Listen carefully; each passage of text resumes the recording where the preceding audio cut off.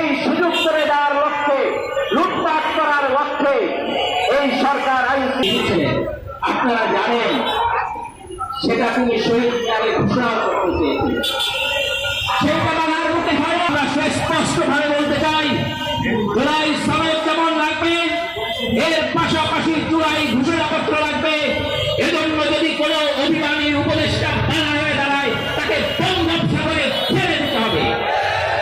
তবুও অবিলম্বে ৩৬শে জুলাইয়ের মধ্যে আমাদের জুলাই ঘোষণাপত্র দিতে হবে, দিতে হবে, দিতে হবে। যদি ৩৬শে জুলাইয়ের মধ্যে ঘোষণাপত্র না দেওয়া হয়